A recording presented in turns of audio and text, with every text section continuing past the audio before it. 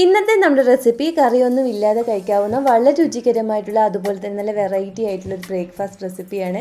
നിങ്ങൾ ഇതുവരെ ഈ ഒരു രീതിയിൽ ട്രൈ ചെയ്ത് നോക്കിയിട്ടില്ലെങ്കിൽ ഉറപ്പായിട്ടും ഒന്ന് ട്രൈ ചെയ്ത് നോക്കണം. അത്രയ്ക്ക് ടേസ്റ്റിയാണ്. അപ്പോൾ നമുക്കിത് എങ്ങനെയാണ് ചെയ്തെടുക്കുന്നതെന്ന് നോക്കാം. അതിനായിട്ട് ആദ്യം നമുക്ക് വേണ്ടുന്നത് റവയാണ്. ഞാനിപ്പോൾ ഇവിടെ 250 ml കപ്പിന് 1 കപ്പ് റവ എടുത്തിട്ടുണ്ട്. അത് നമുക്ക് ഈ ഒരു ബൗളിലേക്ക് ഇട്ട് കൊടുക്കാം. ഇതിൻ്റെ കൂടെ തന്നെ 1/2 കപ്പ് പുളി കുറഞ്ഞ തൈര് കൂടി നമുക്കിതിലേക്ക് ചേർത്ത് കൊടുക്കണം. ഇനി നമുക്കിതിന് ആവശ്യമായ ഉപ്പ് കൂടി ചേർത്ത് കൊടുക്കാം. ഇതിൻ്റെ കൂടെ തന്നെ ഒരു നുള്ളു മഞ്ഞൾപ്പൊടിയും കൂടി ചേർത്ത് കൊടുത്ത് നല്ലപോലെ ഒന്ന് മിക്സ് ചെയ്തെടുക്കാം. വറുത്തതോ വറുക്കാത്തതോ ഏത് റവയായാലും മതി നമുക്ക് ഈ ഒരു പലഹാരം ചെയ്തെടുക്കാൻ. ഇപ്പോൾ ഇതിവിടെ നല്ലപോലെ ഇങ്ങനെ ഒന്ന് മിക്സ് ചെയ്തെടുത്തിട്ടുണ്ട്. ഇനി നമുക്കിതിലേക്ക് കുറേശ്ശെയായിട്ട് വെള്ളം ഒഴിച്ച് ദോശമാവിൻ്റെയൊക്കെ ആ ഒരു കൺസിസ്റ്റൻസിയിൽ നമുക്ക് ഈ മാവ് ഒന്ന് കലക്കിയെടുക്കാം. അതുപോലെ തന്നെ നിങ്ങൾക്ക് ഈ വീഡിയോ ഇഷ്ടപ്പെടുകയാണെങ്കിൽ ഇതുപോലുള്ള റെസിപ്പികൾക്ക് ഈ ചാനൽ സബ്സ്ക്രൈബ് ചെയ്യാനും നിങ്ങളുടെ അഭിപ്രായം കമൻറ്റായി അറിയിക്കാനും മറക്കല്ലേ. ഇപ്പോൾ ഈ ഒരു പരുവത്തിന് മാവ് ഇങ്ങനെ ഒന്ന് കലക്കി എടുത്തിട്ടുണ്ട്. ഇനി നമുക്കിതൊരു 20 മിനിറ്റ് റെസ്റ്റ് ചെയ്യാൻ വേണ്ടി മാറ്റി വയ്ക്കാം. ഇനി നമുക്കിതിന് വേണ്ടുന്ന ചെറിയൊരു ഫില്ലിംഗ് തയ്യാറാക്കുന്നതിനായിട്ട് ഈ ഒരു പാനിലേക്ക് 1 ടേബിൾ സ്പൂൺ ഓയിൽ ഒഴിച്ച് കൊടുക്കാം. ഓയിലൊന്ന് ചൂടായി വരുമ്പോൾ ഞാനിപ്പോൾ ഇവിടെ ഒരു സവാള നല്ല നീളത്തിൽ ഇതുപോലെ ഒന്ന് അരിഞ്ഞെടുത്തിട്ടുണ്ട്. അത് നമുക്ക് ചേർത്ത് കൊടുക്കാം. ഇതിൻ്റെ കൂടെ തന്നെ നമ്മുടെ എരിവനുസരിച്ച് പച്ചമുളക് ചേർത്ത് കൊടുക്കാം. ഞാനിപ്പോൾ ഇവിടെ 2 പച്ചമുളക് നീളത്തിൽ ഇതുപോലെ അരിഞ്ഞത് കൂടി ചേർത്ത് കൊടുക്കുന്നുണ്ട്. ഇനി ഈ ഉള്ളി ഒന്ന് സോഫ്റ്റായി വരുന്നവരെ ഒന്ന് ഇളക്കി കൊടുക്കണം. ഈ ഉള്ളി പെട്ടെന്നൊന്ന് സോഫ്റ്റായി കിട്ടാൻ വേണ്ടി നമുക്കിതിലേക്ക് ആവശ്യത്തിന് ഉപ്പും കൂടി ചേർത്ത് കൊടുത്ത് ഒന്ന് ഇളക്കി കൊടുക്കാം.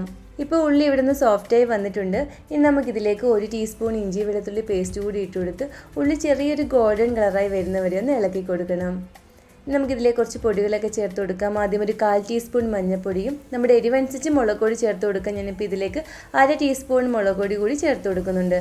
ഇതിൻ്റെ കൂടെ തന്നെ 1/2 ടീസ്പൂൺ മല്ലിപ്പൊടിയും 1/2 ടീസ്പൂൺ ഗരം മസാലയും കൂടി ചേർത്ത് കൊടുത്ത് ഈ പൊടിയുടെ പച്ചമണം ഒന്ന് മാറുന്നവരെ ഒന്ന് ഇളക്കി കൊടുക്കാം. ഇപ്പോൾ ഈ പൊടിയുടെ പച്ചമണമൊക്കെ ഒന്ന് മാറി വന്നിട്ടുണ്ട്. ഇനി നമുക്കിതിലേക്ക് വേണ്ടുന്നത് ഉരുളൻകിഴങ്ങാണ്. ഞാനിപ്പോൾ ഒരു 2 ഉരുളൻകിഴങ്ങ് വേവിച്ച് തൊലിയൊക്കെ കളഞ്ഞ് ഒട്ടും തന്നെ കട്ടകളെല്ലാം നല്ലപോലെ കൈകൊണ്ടൊന്ന് ഉടച്ചെടുത്തിട്ടുണ്ട്. അതുകൂടി നമുക്കിതിലേക്ക് ചേർത്ത് കൊടുത്ത് ഇതെല്ലാം കൂടി നല്ലപോലെ ഒന്ന് മിക്സ് ചെയ്തെടുക്കാം. ഇതെല്ലാം കൂടി നല്ലപോലെ ഒന്ന് മിക്സ് ആയതിനു ശേഷം ഉപ്പുണ്ടോ നോക്കിയിട്ട് ഉപ്പ് കുറവാണെങ്കിൽ നമുക്കൊരു അല്പം ഉപ്പ് കൂടി ഇട്ട് കൊടുത്താൽ മതി. ഇപ്പോൾ ഇതെല്ലാം കൂടി നല്ലപോലെ ഇങ്ങനെ ഒന്ന് മിക്സായി വന്നിട്ടുണ്ട്. ഇനി നമുക്ക് ഫ്ലെയിം ഓഫ് ചെയ്ത് ഇതിൻ്റെ ചൂടൊന്ന് മാറാൻ വേണ്ടി മാറ്റി വയ്ക്കാം. ഇപ്പോൾ ഒരു 20 മിനിറ്റ് കഴിഞ്ഞിട്ടുണ്ട്. ഇനി നമുക്ക് ഇതിൽ നിന്നും ഓരോ തവി മാവ് കോരി ഈ ഒരു ബൗളിലേക്ക് ഇങ്ങനെ ഒന്ന് ഒഴിച്ചു കൊടുക്കാം. ഞാനിപ്പോൾ ഈ ഒരു ബൗളിൽ ഒരു അല്പം ഓയിലൊന്ന് തേച്ച് കൊടുത്തിട്ടുണ്ടായിരുന്നു. ഇപ്പോൾ 4 ബൗളിലും ഇതുപോലെ ഒന്ന് ഒഴിച്ചെടുത്തിട്ടുണ്ട്. ഇനി ഇതൊന്ന് ആവിയിൽ വേവിക്കുന്നതിനായിട്ട് ഈ ഒരു പാനിൽ വെള്ളം തിളയ്ക്കാൻ വെച്ചിട്ടുണ്ടായിരുന്നു. വെള്ളം നല്ലപോലെ തിളച്ചിട്ട് നമുക്ക് ഈ ഓരോ ബൗൾ ഇതിലേക്ക് ഇങ്ങനെ ഒന്ന് വെച്ച് കൊടുക്കാം. ഇനി ഇതൊന്ന് അടച്ച് വെച്ച് 15 മിനിറ്റ് നമുക്ക് കുക്ക് ചെയ്തെടുക്കണം. ഇപ്പോൾ ഒരു 15 മിനിറ്റ് കഴിഞ്ഞിട്ടുണ്ട്. ഇതിപ്പോൾ ഇവിടെ നല്ലപോലെ കുക്കായി വന്നിട്ടുണ്ട്.